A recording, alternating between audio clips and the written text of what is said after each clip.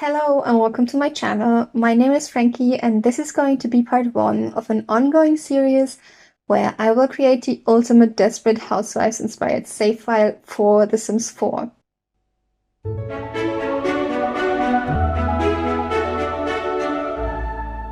And I'll jump right into the video. If you want to know more about the project, just fast forward until the last chapter. So today we will start building Wisteria Lane, as that is the central place of the show. And originally the street has 17 lots, so we need quite a big Sims world. And that actually reduces our choices. So we have Greenberg. Just know it's completely different aesthetic. Sorry. Then we have Oasis Springs, which is actually not too bad because I think we often see that Fairview has some drier neighborhoods. So this might work as maybe a town next to Fairview. And then we have Newcrest, and the style of the houses match perfectly, but I don't like how the lots are placed in the world. They're not really facing each other, and we need that. We need our neighbors to see everything we do. That's so essential for Desperate Housewives. This is, by the way, also the reason that I'm using Plumbob's map Redesigns, so I can actually see how the lots look like in the world. So our last choice is Willow Creek, and to be honest, I think it's a perfect Fairview. And I think we will start here at Foundry Cove. This is where Wisteria Lane will start with the Greenberg house, and then here on the big lot we have the Solis house. And then as we make our way up to Courtyard Lane, this is where all the main characters live, you know, the Scarrows, Vanderkamps, Myers, and then the young houses will be here as well. And then finally, when we get to View, we'll see Mrs. McCluskey's place, the Brit House, and then also the Wisteria Park. So these 3 neighborhoods have a total of 14 lots. So I will have to discard the remaining 3 houses. And I think I rather want to use the lots that are left here to make this neighborhood a bit more functional with public lots. So say goodbye to 4344, the Sidman house, 4-5 with an unknown inhabitant, and then 4-8 the camper house. And while I'm placing the lots that I found in the gallery, just a quick reminder, I do not own all of the Sims 4 packs. If you want to build along with me, download the lots on your own. I will give you all the creators' names in the video, and you can also read them in the description below.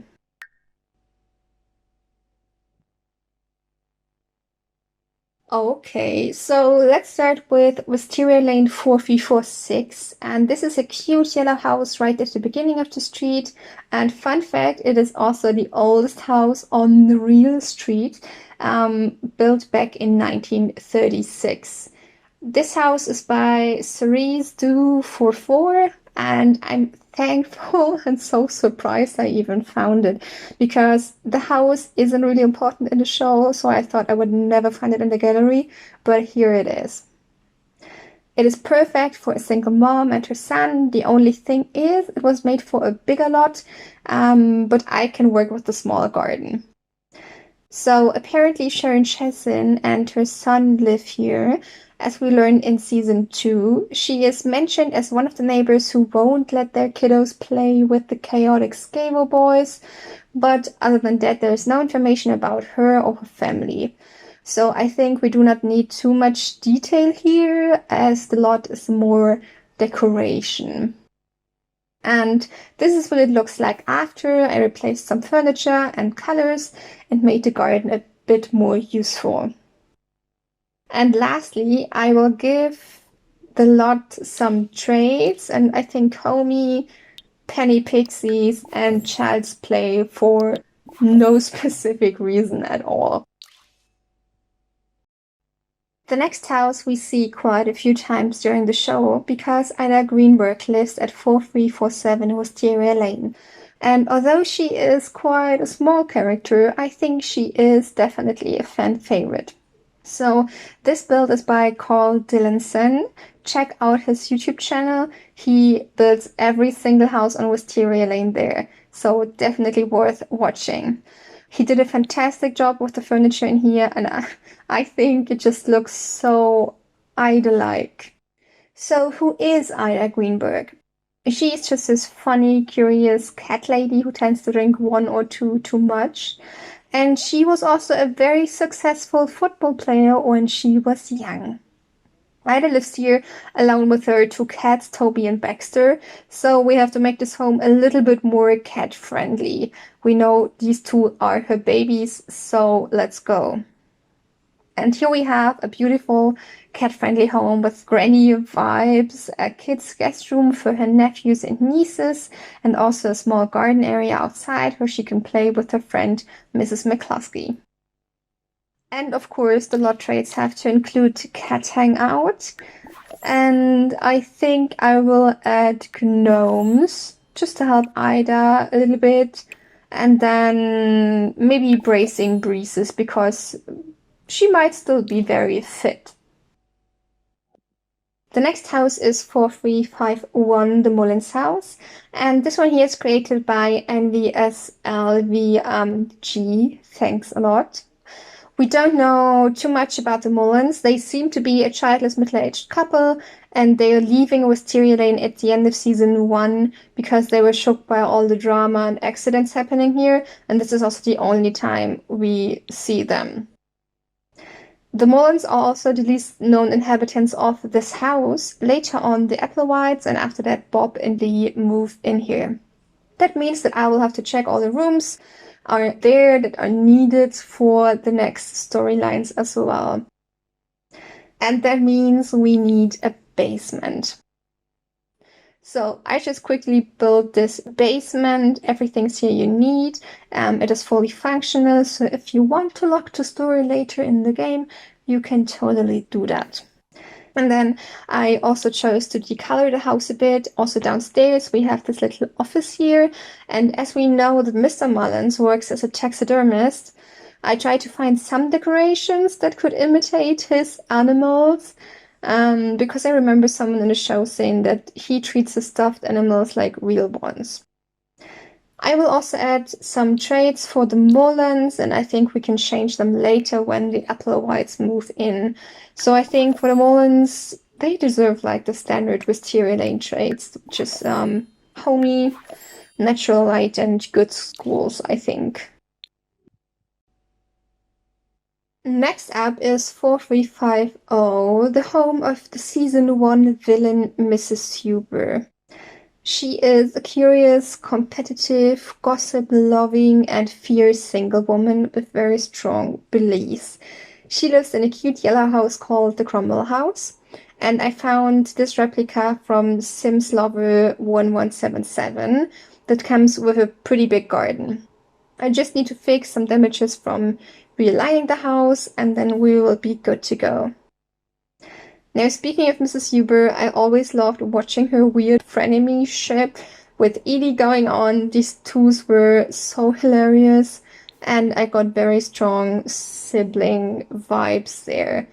Like, their rivalries were always so hot-headed, over the stupidest things, and then also very easily forgiven.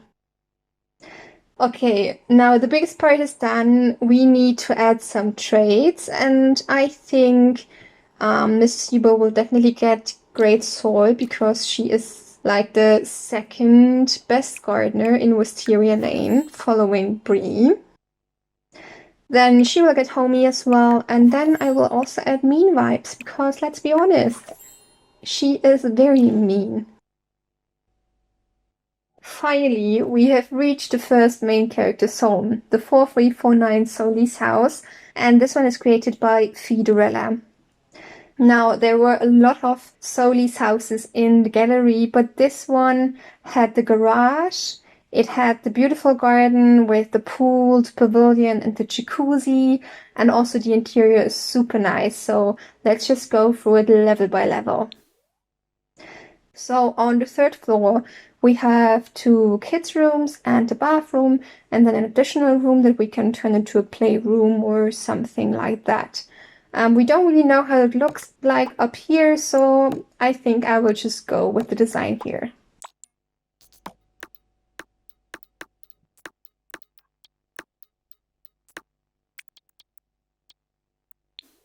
Then the level below is the only one that is not exactly like in the show, and I'm not sure if it bothers me. So the rooms look great, but we know that the master bedroom, the master bathroom, and the closet, they should face the street. Yeah, I think I have to change it. So here we go. And then the ground floor, this one is perfect. We have the naughty table here, the seating area with the famous portrait, and then here the unique bar and kitchen island. One thing that is missing in this house is the basement with the wine cellar. So I used the wine cellar by Eve Marlies 649. And then also added a storage room from Artist Forever 23 for Gabby and a panic room from Eldamiel, because Carlos just feels like a kind of guy to buy a house with a panic room. I don't know why. Unfortunately, though, neither of them is at home when the hurricane hits and they would actually need it. And because we know Carlos and Gabby are very active in the sheets, this lot definitely needs the trait romantic. Then I will add barking breezes because Gabby loves to do sport outdoors, and then party place as we see quite a few events happening here. We're moving forward to the neighborhood with the most main character houses, and we're going to start with the Young's house, which is 4352. This is where Paul, his wife Mary Alice, and their son Zach live in episode 1. The original house is quite big with a huge garden and pool, but someone had to get the small lot, and this whole family is just not the most appealing to play with. So sorry, you'll lose. I found a great house created by CarlDillynson again, which will work if we cut corners here and there, but the inside is so worth it, believe me.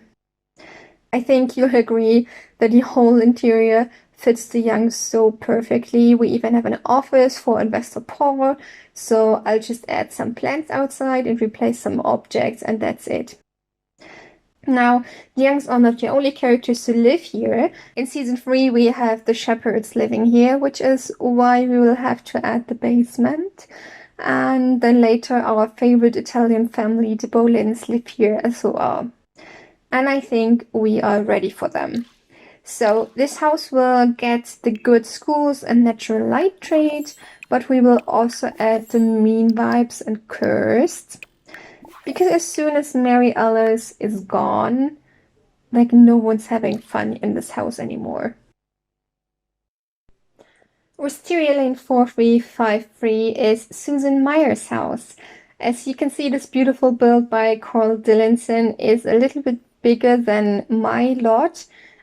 So we lost the garage, but as Sims 4 never gave us working cars, we don't need it. So Susan lives here with her teenage daughter Julie in season 1 and has recently been divorced from her ex-husband Carl. We have seen a lot of the rooms during the course of the show, and I think the creator did a fantastic job here. Julie's room just needs a little update to fit her early teenage years. Everything else up here is great. Downstairs we have all the rooms we know, kitchen, living room, then here a cute little nursery for MJ, I guess. But for season 1 we'll make that a little art studio for Susan. And I also have to fix the garden that I don't remember seeing in the show, so I'll just go with style here. But we won't go too crazy with the garden because we know Susan does not have a green thumb. And Julie will definitely get the good school trait here. And then for Susan, we will choose the natural light and the home studio for her freelance work. Here we are at 4354, the Vanderkamp house, where Bree lives with her husband Rex and their two teens, Andrew and Danielle. Now, Bree's house is actually one of the biggest ones in the show, but I found a build that has everything we need in a smaller size. Shout out to Sally B 1, 2, 3, 4, 5, 6, 7, 8, 9. Thanks a lot. Also, here's a fun fact. All the interior shots we see in the show are actually filmed in a studio because the real house wasn't furnished. So it is extra crazy how accurate everything looks in here. Up here we've got Andrew's and Danielle's room and the other bedrooms. And then down here we have the entertainment area and also Bree's kick-ass kitchen. But the most important part of this house for me was the garage. As we all know, this is going to be Bree's test kitchen later. For the rest of the house, it didn't really change that much. Some paintings here and there. And then the teenagers, they got some desks in their room so they can do their homework there. And also the attic is now actually used. Of course, Bree's house is the chef's kitchen. But she also has great soil.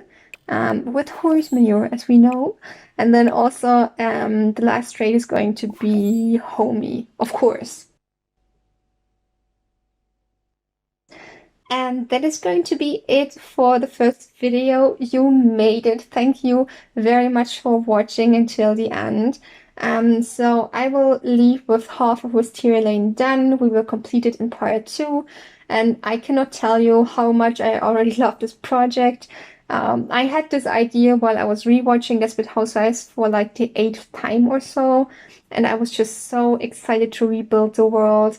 All of the earlier Sims games, they had so similar vibes and even music to Desperate Housewives. So I think these two were already connected in my brain. And then I also understood recently that I might just be like a save file simmer.